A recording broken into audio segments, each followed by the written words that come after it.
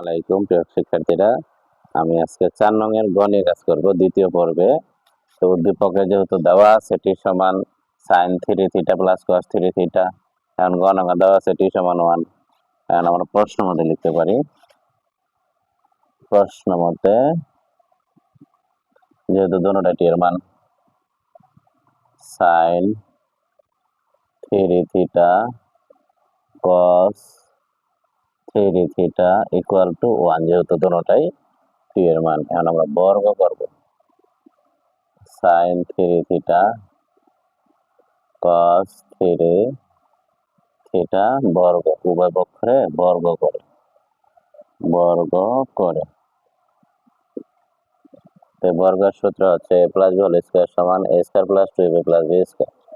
a বলতে sin মানে প্রথম পদে, দ্বিতীয় পদ b, a square plus 2ab, এ হচ্ছে sin 3 থিটা, b হচ্ছে cos 3 theta plus b square.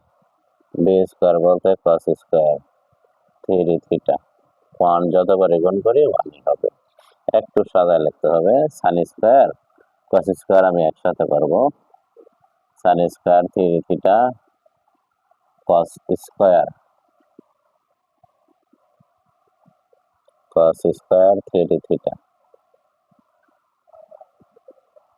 2 sin 3 theta into cos 3 theta.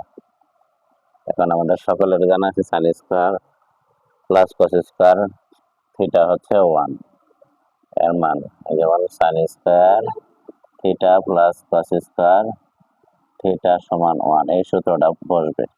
এখানে আমি সূত্র অ্যাপ্লাই করলাম, 2 sin 3 theta cos 3 theta 1, 2 sin 3 theta into cos 3 theta, এখানে 1 ডান পাশে নিয়ে যাবো, প্লাসটা মাইনাস হয়ে যাবে। 2 sin 3 থিটা cos 3 থিটা, তাই মাইনাস থেকে 1 থেকে 1 বাদ দিলে 0। এখন হচ্ছে 2 sin 3 থিটা সমান 0, অথবা লিখতে পারি, আবারও লিখতে পারি, যার যেটা সুবিধা হয়, cos 3 থিটা সমান 0। এখন আমরা যে কাজটা করব, sin 3 থিটা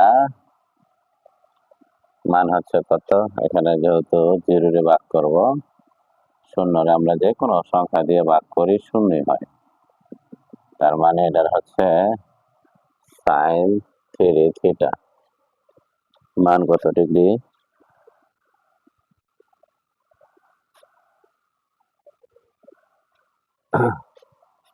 0 রে যদি আমরা এখন 3 দ্বারা ভাগ করবো, যেহেতু গুণ আছে, sin থিটা 0 0 হবে, অর্থাৎ এটা যেহেতু গ্রহণযোগ্য হবে না, sin এর মান হচ্ছে 0 ডিগ্রি। 0 ডিগ্রি গ্রহণযোগ্য নয়, sin থিটা 0 ডিগ্রি গ্রহণযোগ্য নয়। পরেরটা দেখব, cos theta and cos 0 degree, cos 0, যেহেতু এখানে বলছে সূক্ষ্মকোণ,